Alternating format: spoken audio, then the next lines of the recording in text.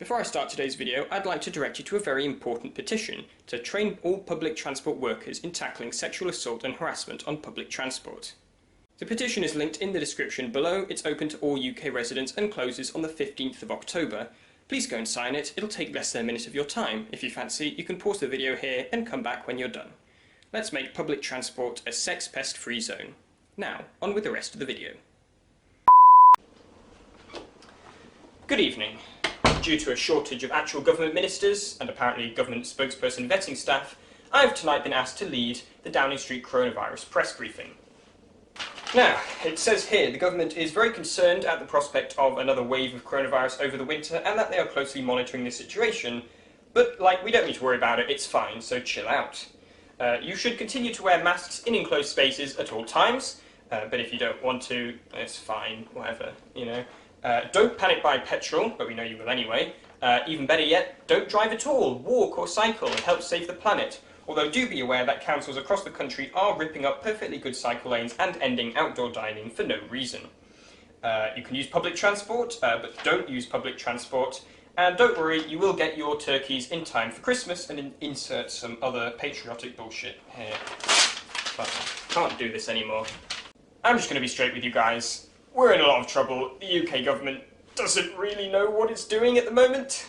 We're kind of caught in an awkward pincer movement between a global pandemic and a self-inflicted economic catastrophe. Now, of course, the government could have extended the transition period last year owing to the coincision with a once-in-a-lifetime public health crisis, but they didn't. Whether you voted Conservative or not in the last election, it doesn't really matter, because you didn't vote for this.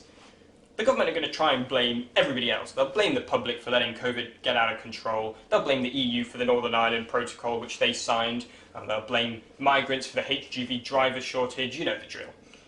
Whether you're in the NHS dealing with this public health crisis firsthand, waiting for that pay rise you've long since deserved, families who've had £20 a week taken away from their universal credit, parents relying on Marcus Rashford getting enough retweets to make sure their children are fed properly, or university students paying £9 grand a year to learn online on Zoom whilst having our loan repayment threshold lowered, one way or another, we're all getting fucked.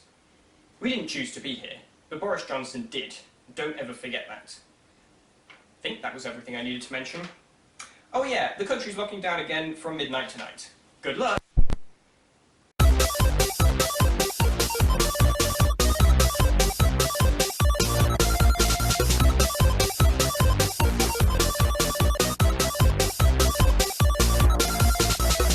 Well, I've had a long summer holiday to kill. At the time of the last episode, I was still in my halls of residence, recovering from COVID-19.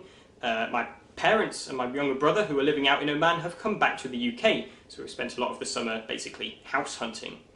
They were staying in a flat in the centre of Leeds for most of the summer, which for me was the first time I've ever set foot outside of Leeds station. Here are a couple of pictures I took from around the city, including some dinosaurs.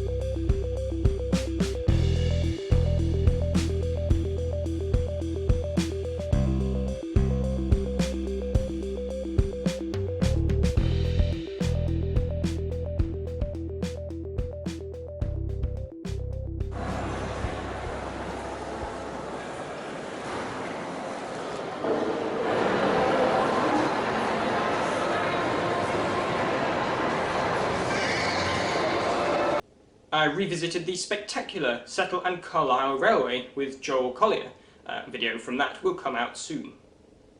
Now, about 5 years ago, the music department at my high school were going to put on a trip, a music trip, and they had to cancel it. So Ziv, Rebecca and I decided to do our own trip to Edinburgh instead, but we were all under 18 at the time and finding a hotel to stay at became too much of a problem, so we cancelled the trip and went to Blackpool for a day instead. Then 2 years later, we went to Llandudno. That was 2 years ago, so this year, after 5 years of planning, the unnamed trio finally made it to Edinburgh. Are we there yet? Almost.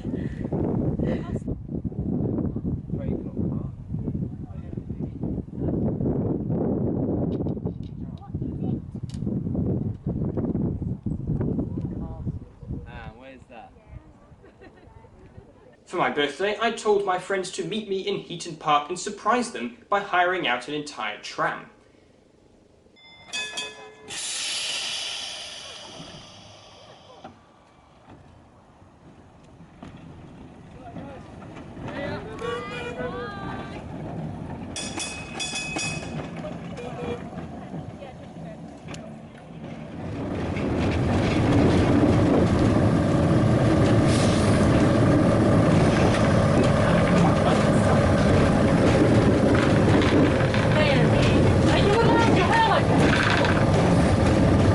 Then August turned to September, and now armed with my double Pfizer jab, I decided to travel to Budapest to see my family, stopping off on the way and on the way back in Berlin and Frankfurt as well.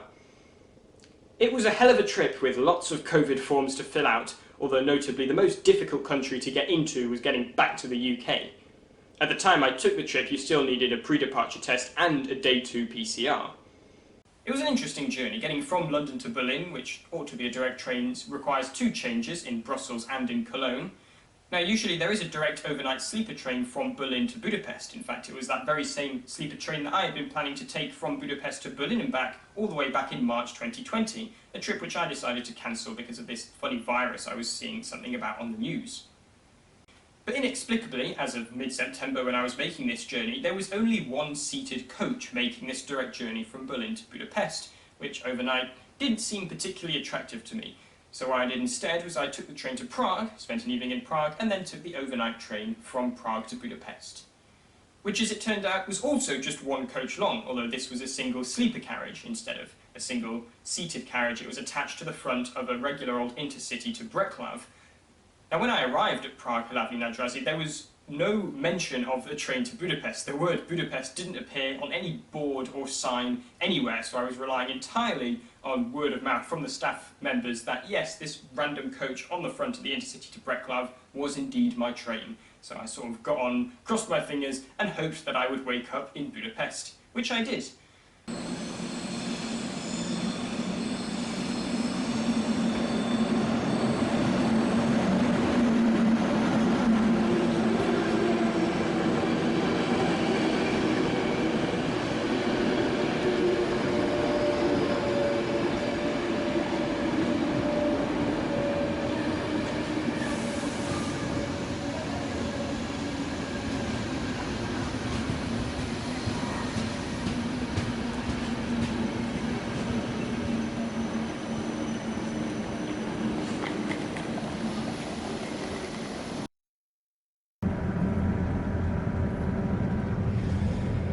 Well, I have departed Prague.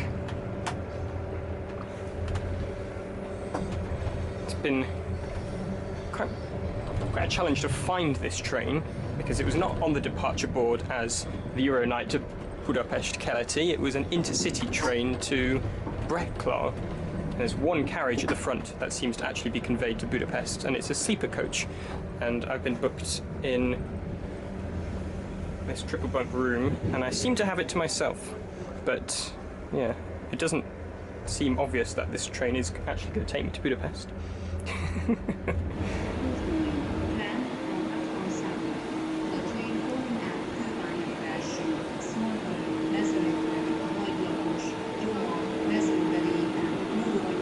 I spent just under a week there seeing my family. I went to see an exhibition at what will become the new Transport Museum, which is currently being put together. On my way back, I took the somewhat irregular direct railjet all the way from Budapest to Frankfurt. This seems to depart 3 days of every month, seemingly at random. It takes 11 hours, which I think is the longest direct non-sleeper train I've ever endured, although at least the restaurant car had schnitzels on board. Once in Frankfurt, I visited a family friend, and I also went up to Koblenz to visit the Deutsche Bahn Museum. When I was interrailing in 2019, I visited the Deutsche Bahn Museum in Nuremberg, but some of the things I was expecting to see there, I was told were in fact in Koblenz, including, most notably, this Trans-Europe Express set, which I finally got to see. It turned out to be a hideously expensive return trip because I'd stupidly bought a 4-day Interrail ticket. It would have in fact been cheaper to buy a 5-day and use one of my days to get to Koblenz and back, but I didn't think that far ahead. It also takes like an hour and a half, which is much longer than I thought, and the train on my way back was delayed by an hour and a half. I feel like it's a bit of a myth in the UK that German long-distance trains are really that much more reliable than UK long-distance trains. I think of all the ICE trains I've taken in the last 2 years, at least half of them have been seriously delayed or disrupted in some way. They're not that great. I've also discovered the German equivalent of delay repay is really stingy. Like in the UK, if your train gets delayed by half an hour, you get 50% of your ticket back. If you're delayed by an hour, you get the whole thing back. In Germany, it's a measly 25% back for a 1-hour delay and 50% back for 2 hours. My last trip from Frankfurt all the way up to Durham via Brussels and London was also disrupted because I turned up to Frankfurt to find that the ICE to Brussels was cancelled. Or it was part cancelled starting from Cologne, so I had to get another train to Cologne. The train only went to Köln-Messe-Deutsch, so I also had to take a regional train to cross the Hohenzollern Bridge. And then the ICE from Cologne to Brussels was delayed by an extra 45 minutes. I was going to complain about how badly the connection at Brussels was timetabled. The ICEs from Frankfurt to Brussels run every 2 hours, and one arrived half an hour before the Eurostar, which is not enough time, and the one previously was 2.5 hours, which is a stupidly long layover. But as it happened, it kind of came in handy because my ICE was delayed, so I ended up having a somewhat reasonable connection time in Brussels, and ended up back in Durham perfectly on time. Except for returning to the UK, I managed to do the entire trip without having to do any COVID tests or isolation, although there were plenty of forms to fill out, and some of them required me to do stupid things like, for example, to enter the Czech Republic you need a passenger locator form which requires you to put where you're staying, but I wasn't staying overnight, I was taking the sleeper train, so I just wrote the address of Praha Hlavní Nádraží station as my address. I had to do the same thing in Belgium for Brussels Midi. I arrived back in the UK just in time for the Northern Transport Conference in Leeds. Sadly this time the Transport Secretary wasn't there for me to yell at, but I did meet Gareth Dennis, so for the first time we've actually been in the same room at the same time. So after all that, I'm back here in Durham ready to face my second year of university, which is going to involve both a much higher workload than first year, but also me trying to catch up on all the socialising I missed out on first year, which basically means I'm not going to have any time to sleep. To that end, I will be reducing uploads on this channel to about once a week, which I'm going to do my best to keep up over the next few months. In other news, I've hit 10,000 subscribers. Thank you, Oliver, for making me this gorgeous bronze play button I have in the background here. As promised, to celebrate this incredible milestone, I'll be answering some of your most burning questions. If you could choose to live anywhere in the UK or the world, where would you live? Well, I guess I'm living in Durham, so I've sort of chosen to be here. But yeah, could be anywhere in Europe. Could be I would very happily live in Berlin, or I'd very happily live in Manchester, which is my home city after all. Are you planning to do the Manchester to Budapest train journey again? Well, I just did, but you probably didn't know that, to be fair. My ambition is not to fly on that route when I can take the train, so yeah, my plan is to use the train to do that route every time from now on, and although I didn't this time round, I definitely will in the future be making use of the new direct Brussels to Vienna sleeper train. Have you ever been recognised by your viewers whilst filming? Well, it's happened a few times, yes, mainly when I'm around Manchester. The first time it ever happened was all the way back in 2017. I was spotting at the end of platform 13 at Manchester Piccadilly, and I heard a voice saying, "Are you David Frankal?" And it turned out to be a train driver who watches my videos, so hi, if you are watching. You were the first person to recognise me out in the wild. You've also asked about me visiting Tokyo. I would love to go to Japan. I would love to visit Tokyo one day, and yes, I would very graciously accept your offer to show me around. What football club do you support, if any? If any is the right comment, because that's not really something I follow very closely, although I do like Wigan. My brother kind of supports Wigan as a kind of underdog team, and I went with him to a Wigan game once in 2018, and they beat Manchester City 1-0. What's the best or most beautiful place I've ever seen? Well, as far as natural beauty is concerned, I think Oman is probably unbeaten. Oman just has natural beauty in spades. It's quite expensive to get to, but if you ever have a chance, go to Oman. It is just gorgeous. Beszélsz magyarul? Igen, beszélek magyarul. Amikor kicsi voltam, úgy tanultam édesanyámmal és a családommal magyarul beszélni. Azt mondják, hogy ez valami a legnehezebb nyelv tanulni. Who funds you? I mean, to an extent, you do, but it's mainly my parents, to be fair. Have you ever considered making a video about other forms of transport? No.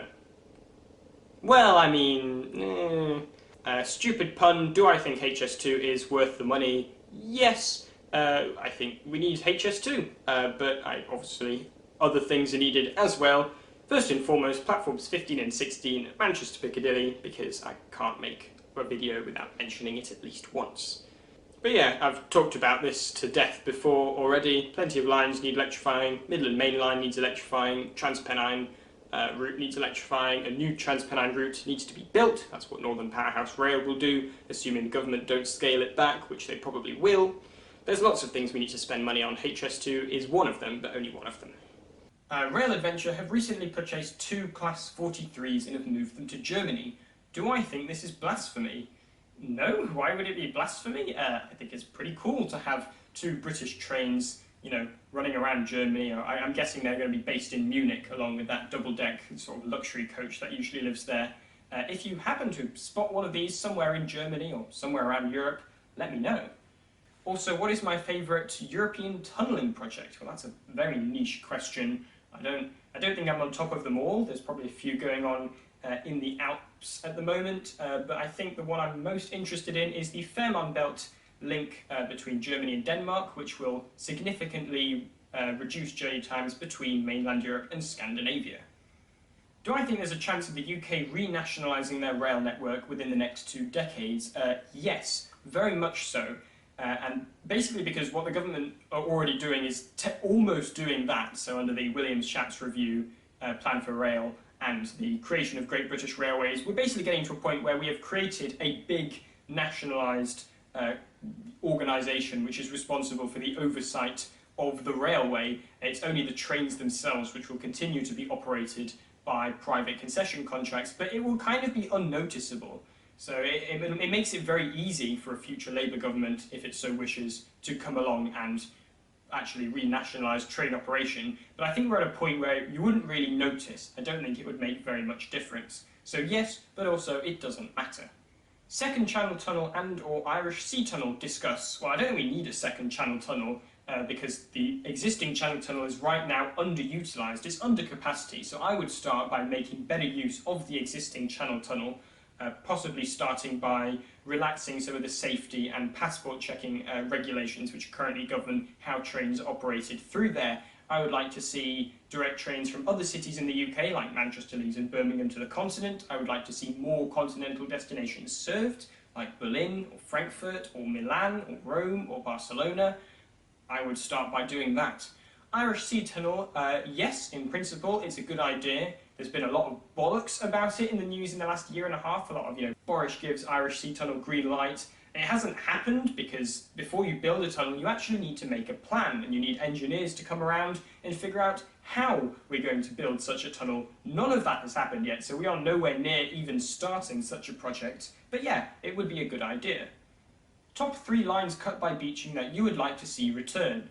Good question. I think Harrogate to Northallerton would be quite a useful one, giving Ripon back its rail service and potentially helping to alleviate some of the capacity constraints on the northern half of the East Coast Main Line. The Leamside line might also help with that, although Leamside is not a beach enclosure, so that doesn't count. Carlisle to Edinburgh via Tweedbank, half of which has already been reopened, would be a very useful route, especially for diversions. And some rail engineers will shout at me for saying this, but let's reopen the Woodhead line between Manchester and Sheffield, or reopen or build a new railway line along a similar path. Doesn't matter, just build some sort of better route from Manchester to Sheffield. What got me into liking trains? Well, I've always liked them as a kid. I grew up in Frankfurt, around a lot of trains, but what got me sort of re-interested as a teenager, I might have told this story before, was a homework project that was set in Year 7, which was basically, why is the Manchester Metrolink building a second city crossing? Who is your favourite brother? I dislike them all equally. And finally, pub? Yeah, why not? Well, that brings us to the end of the video. If you haven't already, please click the link in the description and sign the petition. It closes on the 15th of October. It'll only take a minute of your time. Please go and sign it. And thank you very much for watching, and please subscribe.